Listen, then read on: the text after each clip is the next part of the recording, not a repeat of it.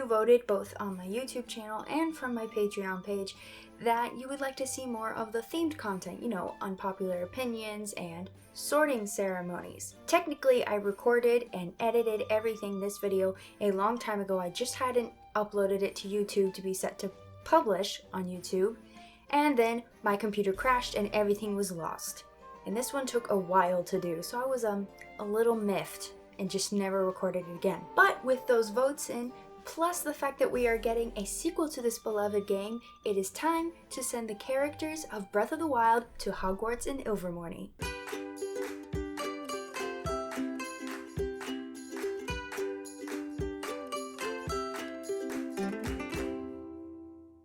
I apologize now if you hear thunder and or rain, although it's kind of fitting considering there's so much rain in Breath of the Wild, so there you go. If you are not 100% familiar with the houses of Ilvermonry and Hogwarts and what the ceremonies are like for both, how they differ, what the houses mean, what does it mean to be sorted into one house over the other, then I would encourage you to look in the description below where I have that all laid out.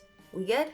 Good. Now I've already done quite a few videos like this, which you can click here to see them or check the description below after you finish watching this video. As with any of these sorting videos, while I do try to take objective perspectives as much as I can for some of these characters, ultimately it's my perception of these characters.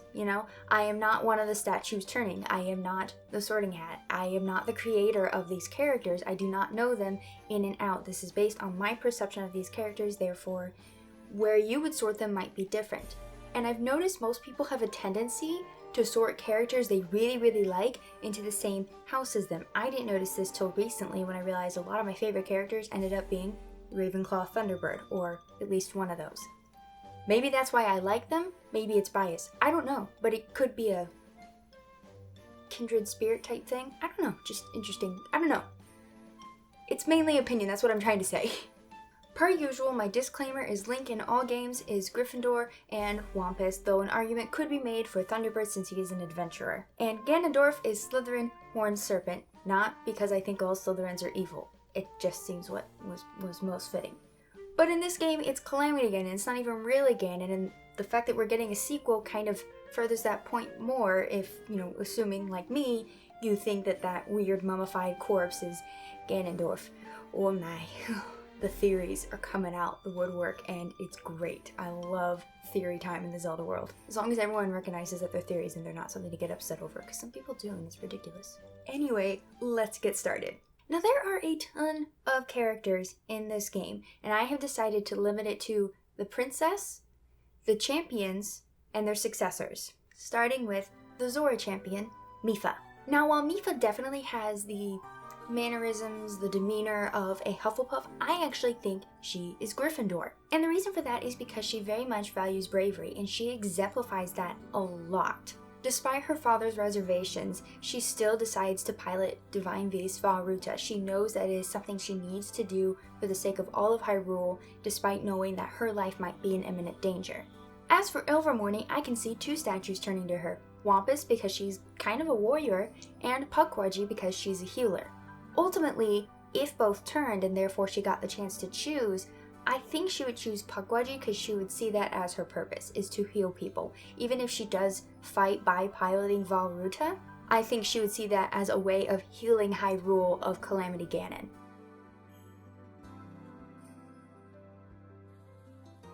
Next is her little brother and I guess successor, Sidon. Also, baby Sidon will always be one of the cutest things I've ever seen in animation. Also, did anyone else notice, Sidon, like Poseidon, water, god, I don't know, just an interesting thing. Much like his older sister Mipha, I believe that he is Gryffindor. He values bravery, and I think that's what makes him, as well as some of the other Zoras, admire Link. That even after all of the, I guess, discrimination that Zoras have given towards the Hylians, Sidon recognizes, despite all of the discrimination put up against Link, he still says, I'm going to help, this is what I need to do. And he admires that bravery. Now, a lot of people take that out of context, and I can't stand it, so stop it. So again, he's Gryffindor. And he's kind of a warrior. He's done all of these great warrior-like feats, so he's Wampus.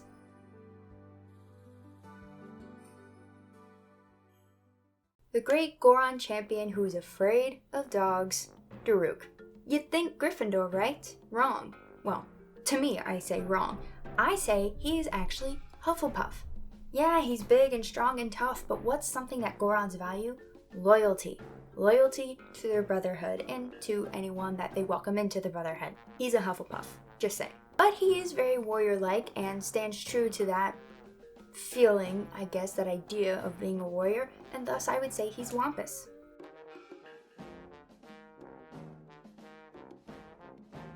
Now for his successor, Yonobo, also Hufflepuff. On top of the fact that he is a Goron and therefore values loyalty like most Gorons do, he actually does have the demeanor for it. While demeanor does not put you in a certain house, it's what you value, but it just kind of fits.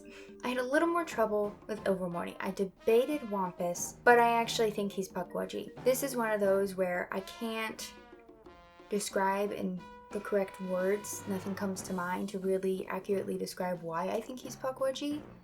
That's just a gut feeling.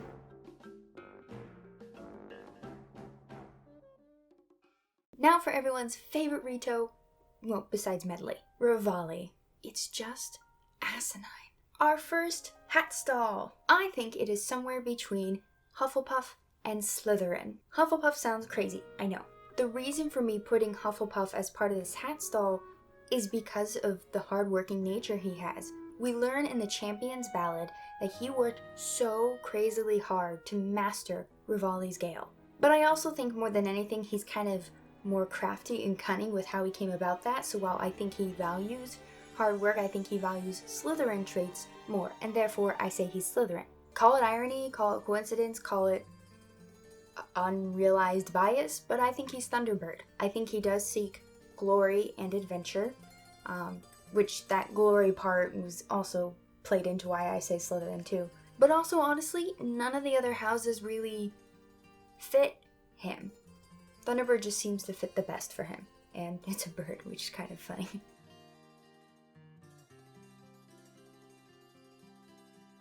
Taba, surprisingly, I also gave a hat stall. Also Hufflepuff and Slytherin, and while one moment I lean Slytherin, the next I lean Hufflepuff, so I'm not going to say which one because I really don't know. Let me know in the comments below which of the two you think it would be. But as for Ilvermonry, unlike Revali, I do think he is a warrior. It's a pride for his people, birds, poultry type thing, so therefore I say he's Wampus, like a lot of people on this list.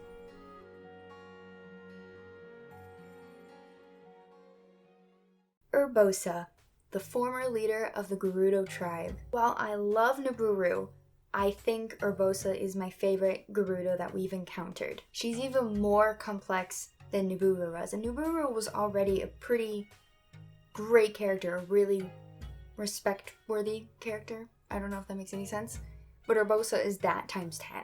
Call me crazy, but I say she has a hat stall, and it's between Gryffindor and Hufflepuff. She's loyal to her tribe and its traditions, but she's also loyal to the royal family, her best friend, who is Zelda's mother, and therefore, by proxy, Zelda. Now, out of the two, I would say she would end up being sorted into Gryffindor for the sake of her value of bravery and chivalry, and like most people on this list, she is a warrior, and therefore, at Ilvermonry is Wampus.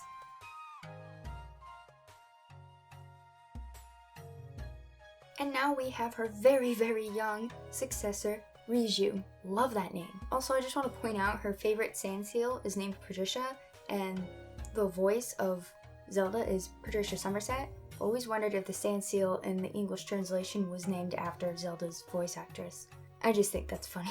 Maybe, I don't know. Could be coincidence. Steering away from like everyone else on this list thus far, I actually think she might be Ravenclaw. It's kind of hard to tell with her. We don't have quite enough interaction, and she's also quite young. I mean, she's definitely older than 11, which is how old students are sorted in Harry Potter, but you know, I don't know, something about her seems different. And no, she's not one of my favorite characters, based on what I said earlier about sorting favorite characters into your houses. But anyway, for her age, she seems to be pretty well aware and smart and witty, partly because she has to be, I think. Nonetheless, I say Ravenclaw. Going with the idea of smarts and knowledge, I would say Horned Serpent for Ilvermonry.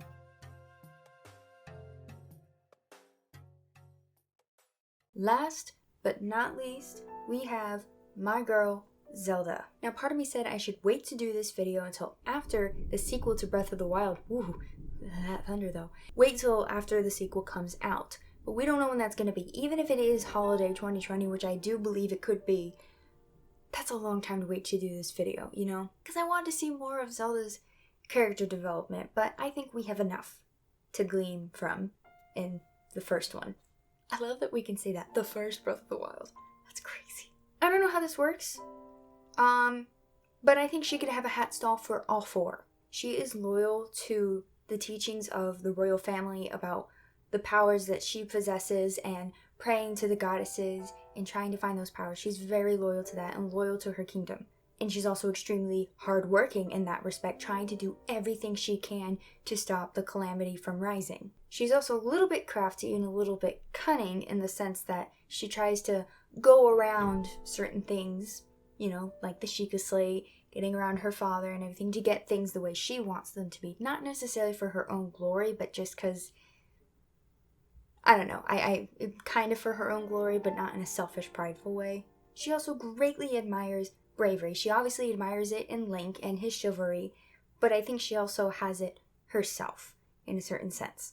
And lastly, she's very smart. She values knowledge so much.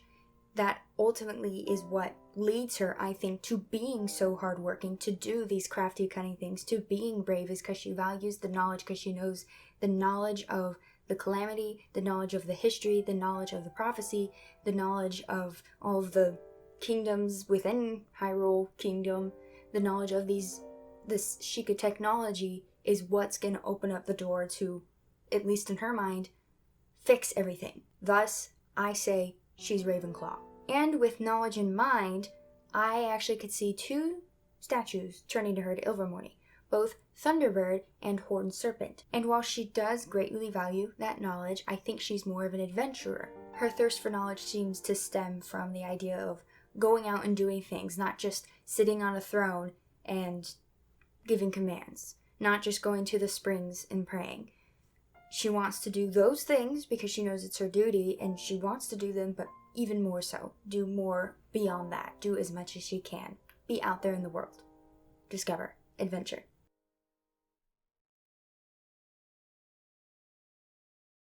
Oh my goodness, that was such a long list, but what do you think? Were any of these characters sorted into houses that you were like, I wouldn't say that, I'd actually say this house instead? Let me know in the comments below. While you're at it, be sure to tell me what houses you're in. Like I said, I'm Ravenclaw and Thunderbird. If you don't know, check out pottermore.com to take the test. If you like this video, then I guess give it a like and subscribe. I already have a few scripts written up, not just for Zelda games, but other franchises as well. So I'll be doing those periodically, not back to back to back, but they're gonna be out there, don't worry. I'm not gonna stop the sorting videos. But anyway, that is all for today. Thank you for watching. And of course, thank you so much to my patrons like Justin, Greg, and Andrew. Y'all's support is very much appreciated. And if anyone else would like to get in on the special stuff that I offer my patrons, just go to patreon.com/thegeekapprentice. The link is in the description below.